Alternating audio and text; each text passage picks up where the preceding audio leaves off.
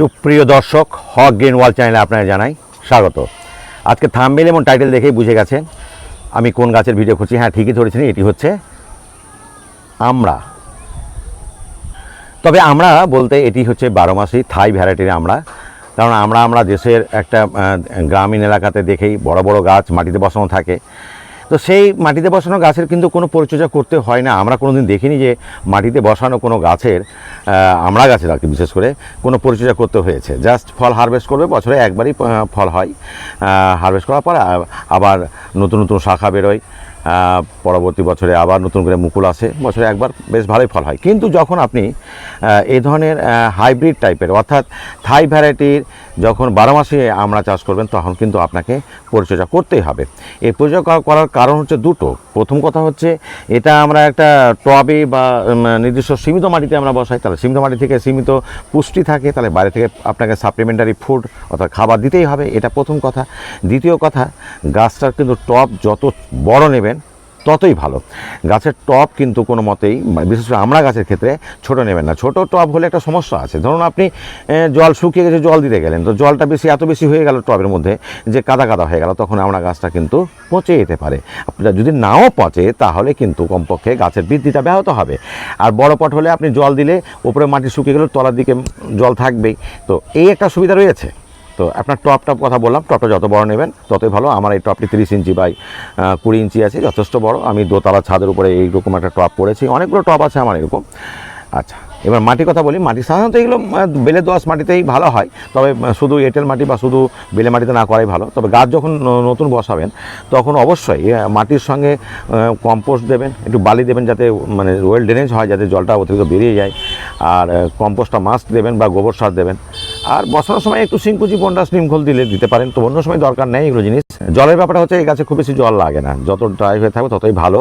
কারণ জল থাকলেই এর বৃদ্ধি ব্যাহত হয় এবং ফল আসলেও সেটা ঝরে যেতে পারে। রাখবেন কোথায় গাছটা অবশ্যই আপনাকে রাখতে হবে রোদে। এটা ছায়া খুব একটা ভালো হয় না।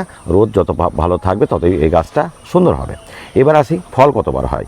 এই যে বললাম, গ্রামীণ এলাকাতে যে আপনার দেশজ প্রকৃতির যে গাছটা পাওয়া যায়, সেটা বছরে একবার হয়। কিন্তু এই ফলটা বছরে কবার হয় আমি বলতে পারবো না কবার হয়, কারণ সবসময় ফল থাকে। তো ছোট বড়, যদিও আমার এই গাছটা ছোট, হ্যাঁ একটা কথা না বললে আর হচ্ছে না। সত্যি কথা বলতে, আমার এই পটে কিন্তু আমার একটা খুব সুন্দর গাছ ছিল। যারা একটু পুরাতন ভিউয়ার্স, তারা কিন্তু জানেন যে আমি এর আগে যে আমড়া গাছের উপর যে ভিডিও করেছি, সেই গাছটা এত ঝাঁকালো ছিল, এত সুন্দর ছিল। দুর্ভাগ্যের বিষয়, এই গাছটা কিন্তু আমার ঝড়ে ভেঙে যায়। ভেঙে যাওয়ার পরে আমি হন্যে হয়ে খুঁজছিলাম আমড়া গাছের একটা চারা। তো এই চারাটা পেলামও, সেটা কিন্তু একটা কাঠির মতো লম্বা, কোনো শাখা পোশাকা ছিল না। কিন্তু আমি গাছটাকে বসিয়ে দিয়ে ওপরটা পুনিং করে দিয়েছিলাম, তাহলে তখন আমার এটা 3-4টা শাখা বের হয়। তো এইরকম অল্প বিস্তর করে হয় ফল, খুব বেশি হয় না। এই যে যখন হচ্ছে তখন, এই যে এটা একটা আছে এখানে যেমন দেখতে পাচ্ছেন। আর খরার সিজনে আমি টেকাতেই পারিনি, যে কোনো কারণ হোক, আমার ভুলের জন্য হোক। এই যে মাত্র এই দেখতে পাচ্ছেন, এই যে এগুলো একটা সাইজ আছে। আবার আপনি দেখতে পাচ্ছেন, দেখেন এইখানে খুব খেয়াল করে দেখুন, ছোট ছোট আমড়া হয়ে আছে। আবার এখানে ফুল আছে, দেখেন ফুলগুলো সম্পূর্ণ ফুলেইনি। আবার এখানকার ফুলগুলো সম্পূর্ণ খুলে গেছে, এই দেখতে পাচ্ছেন। তো এখানে কন্টিনিউয়াসলি হতেই থাকবে, শুধু আপনার পরিচর্যার একটু প্রয়োজন। পরিচর্যা সম্বন্ধে একটু তাহলে বলে দিই আমি কি করবেন। যদি একটা কথা বলি, ব্যতিক্রম হিসাবে কারো গাছে ধরেন ফুল আসছে না, তো ফুল না আসলে কিন্তু অবশ্যই আপনি মাটিটা একটুখানি খুঁড়ে দিয়ে আর ডিএপির সঙ্গে পটাশ দেবেন। কারণ গাছে নতুন শাখা নিয়ে আসতে না পারলে কিন্তু গাছে মুকুল আসবে না। ডিএপি এই জন্য দিতে বলছি, ডাইঅ্যামোনিয়াম ফসফেট। তার মানে এখানে ফসফেট আছে, এটা পরিষ্কার বুঝতে পারছেন। ডাইঅ্যামোনিয়াম বলতে নাইট্রোজেনের উৎস, তো অ্যামোনিয়া হচ্ছে নাইট্রোজেনের সরল একক, যেটার জন্য প্রোটিন তৈরি হয়। প্রোটিন তৈরি না হতে গেলে কোষ তৈরি হবে না, কোষ না তৈরি হলে নতুন নতুন শাখা তৈরি হবে না। তাহলে বোঝাই গেল ডিএপির সঙ্গে পটাশটা কেন দেবেন।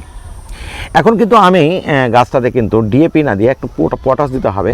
আর অনুখাদ্য যদি মাইক্রোনিউট্রিয়েন্ট পান, যে মাইক্রোনিউট্রিয়েন্টগুলোতে আপনার বিশেষ করে জিঙ্ক আর বোরন আছে, সেটা দিলে কি হবে, যতগুলো ফুল ফলে পরিণত হবে সবটাই কিন্তু টেকসই হবে। কারণ এরা জলের ব্যালেন্সটা গাছে তৈরি করে দেয়। আবার বলছি, আমি জিঙ্ক এবং বোরনযুক্ত অনুখাদ্য দিতে পারলে খুবই উপকার হয়। আমি আপনাদের দেখাবার চেষ্টা করছি। এই যে আপনারা দেখতে পাচ্ছেন, আমার কাছে বোরন রয়েছে, এই যে বোরন এটা, আর জিঙ্কও রয়েছে, এই যে জিঙ্কাম নামে পাওয়া যাচ্ছে এটা। যদি এই দুটো যদি আলাদা না কেনেন, তাহলে আপনি এইটা কিনে নিতে পারেন, টোটো কেয়ার। এটা হচ্ছে কিন্তু যে গাছের যে মৌলিক চাহিদাগুলো, যেমন zinc, boron, molybdenum, iron, calcium, potassium, magnesium, humic acid, এই মানে 12টা যে আপনার মাইক্রোনিউট্রিয়েন্ট আছে সবটাই কিন্তু এই টোটো কেয়ারে পাওয়া যাবে। তো এগুলো দিতে পারেন, অথবা কমপক্ষে জিঙ্ক এবং বোরনটা যদি দিতে পারেন, তাহলে প্রত্যেকটা ফুল থেকে যে ফল তৈরি হয়েছে প্রত্যেকটাই কিন্তু গাছে আপনার ধরে থাকবে, একটাও ঝরবে না, কারণ তারা জলের ব্যালেন্সটাকে অত্যন্ত সুন্দরভাবে করতে পারে। তাহলে বন্ধুরা, খাবারটা সম্পর্কে বুঝে গেলেন যে কারা কী ধরনের খাবার দেবেন। আচ্ছা, যেটা আর একটা কথা বলবো, গাছে যদি আপনার দেখেন যে হয়ে গেছে, মানে ফলগুলো একেবারে কী বলবো ম্যাচিউরড হয়ে গেছে, তাহলে কিন্তু আপনি গাছে রাখবেন না। কেন গাছে ফল রেখে দিলে কি হয়, গাছে একটা শক্তি খরচ হয়, যে শক্তির জন্য অন্য অন্য যে নতুন নতুন যে কুড়িগুলো আসছে বা ফুলগুলো আসছে তাদেরকে আবার খাবার দিতে পারে না গাছ। তো এইটা হারভেস্ট অবশ্যই করতে হবে। হারভেস্ট করার নিয়ম হচ্ছে এই যে এই ডগাটা এমন জায়গায় কাটবেন যেখান থেকে কিন্তু নতুন শাখা বেরোতে পারে, এরকম জায়গায় কাটবেন। এই যে এটা কেটে নিলাম তাহলে। আর এখানে থেকে দেখতেই পাচ্ছেন যে এই যে নতুন নতুন ডগা বেরোচ্ছে, অর্থাৎ এখান থেকে গাছটা অনেকটাই বড় হবে। আরও একটা রয়েছে, সেটাও আমি আপনাদের সামনেই কাটবো। এই যে এখান থেকে এতটুকু আজকে হয়ে গেল। আচ্ছা, আসলে গাছে কিন্তু বেশ কিছু ছিল, পেকেই কিন্তু আমার নষ্ট হচ্ছিল। এই যে এরকম পেকে সব পড়ে আছে, পেকে গেছে, বুঝতেই পারছেন, কালার দেখে বুঝতে পারছেন। কিছু করার নেই, অল্পর জন্য আমি হারভেস্ট করছিলাম না। তো এইভাবে হারভেস্ট করে নিলে কী হবে, গাছটাতে এবার পুরো শক্তিটা কিন্তু গাছের উপরে দিবে। তো এইটুকুই আপনাদের জন্য আজকে উপস্থাপনা। কারণ হ্যাঁ, একটা কথা না বললে হয় না, সত্যি কথা বলতে এই গাছের রোগ পোকার কথা বলতেই হয়। এই গাছে কিন্তু রোগ পোকা হয় না, এটা একটা দারুণ একটা পজিটিভ সাইড। আর তাহলে কি আমরা কি কোনো খাবার স্প্রে করব না? নিশ্চয়ই করব। যখন ফুল আসতে শুরু করবে তখন অবশ্যই মিরাকুলানটা স্প্রে করবেন, 15 দিন অন্তর 2বার করবেন। আর গাছে যখন মটরদানা হয়ে যাবে তখন একবার করবেন।